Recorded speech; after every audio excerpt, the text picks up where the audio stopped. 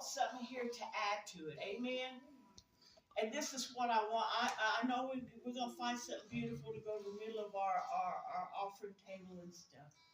And our two little white things here.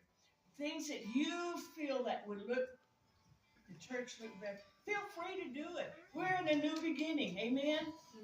And as I looked at that, and I opened the pulpit, we got new beginning of young people. Amen. Yes. We got new beginning of musicians and singers. Amen.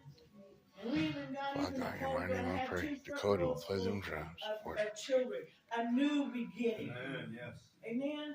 I'm going to look for somebody that's going to be my assistant and walk with me. If I can't be here, they're going to act like that. They're in charge, or they're going to be not act like it, but they will be in charge when I'm gone. Yes. When you see me sit back here, is it because I have put Jack in training to know how to do what he's doing? Amen? Yes. And it didn't take overnight. It took a while. But he knows what to do now. And you know, there's times that Jordan gets up and he'll say, my grandma's strict. Yes, I'm strict because God is strict. Amen? Oh. In this word, he does not say that we can live loosely. Or we can act loosely. But he has a restriction that he has for us to live by. Amen? And this is what I go by. This is how I train. This is how we work. Because I had to do it. I learned some from Johnny, being his wife and sitting under him. But when he was gone and no more to be under, that I had to do this myself. And when he was beginning to get sick and he was sitting on the bed, and he told me, after I'm gone, there's going to be a new beginning for your life. And I said, no, there's not, because I'm going with you. He said, no, you're not. You're going to stay. And I said, well, I spent years and years following you and helping you in the ministry. I said, when you're gone, I said, I just want to go to church. I don't want to do nothing. I just want to go to church and enjoy it.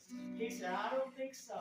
And I said, what are you talking about? And he said, one reason, I wanted to pass my ministry down to my son. He's not here, so he can't go there. I can't pass it down to my two daughters. He said, Addie and Peanut, to Marie. He said, because they're young wives. They're young marriage. They got young children. They ain't going to have time for the ministry.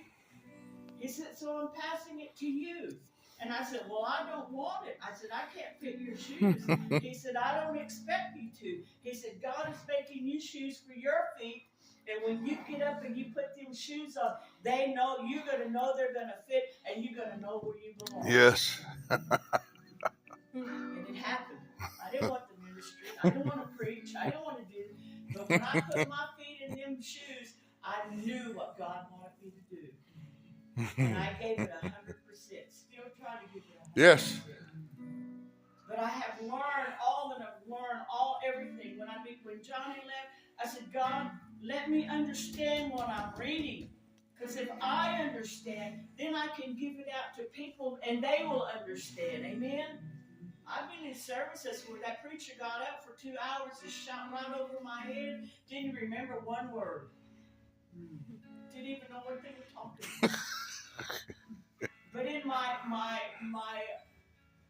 lifetime as a career that I wanted to do and to work in was education.